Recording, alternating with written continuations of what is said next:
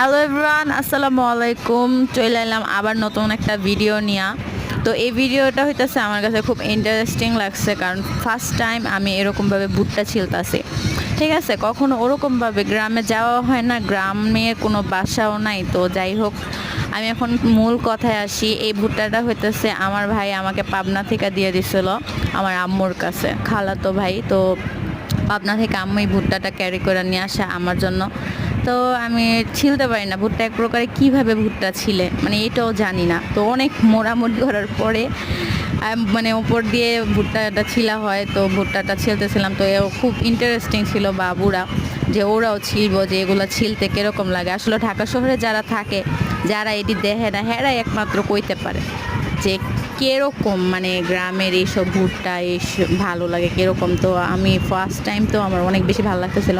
তো ভুট্টাগুলো শিলা শেষ হয়ে গেছে, তো দেখেন কত বেশি সুন্দর লাগতেছিল। আমার মন চাইতেছে আমি আরও একটা খাই, কিন্তু কিচ্ছু করার নেই, একটাই ছিল, একটাই ওই দিন ভাজা হয়ে গেছিলো।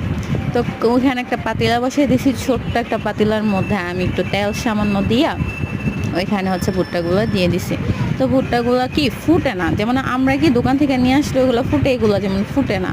তো যাই হোক, ওইগুলো হচ্ছে ফুলের মতো হয়ে যায় এগুলো কোনো। তো আমি আবার একটা ম্যাজিক মশলা না, ওটার ভিতরে ম্যাজিক মশলা দিয়ে দিলাম। তো এখানে আবার আমার বোনের ছেলেকে বলতেছিলাম যে কেমন হয়েছে। ও বলতেছে হ্যাঁ, একটা ভাইব আসতেছে, মানে ভুট্টা ভুট্টা ভাইব আসতেছিল, ভালোই লাগতেছে। তো ওর কাছে ভালো লাগছে না, আমাদের সবার কাছেই ভালো লাগছে। তো যদি আমি আবার পাবনা যাই, তাহলে আপনাদের সাথে ভুট্টার বাগানটা শেয়ার করব। খুব সোন আমি ভুট্টার বাগানে যাব, মানে আমার খালামণিদের বাসায় যাব। গেলে আপনাদের সাথে আমি শেয়ার করব যে আসলে ভুট্টা বাগান কীরকম বা কীরকম দেখতে। আমার অনেক শখ। তো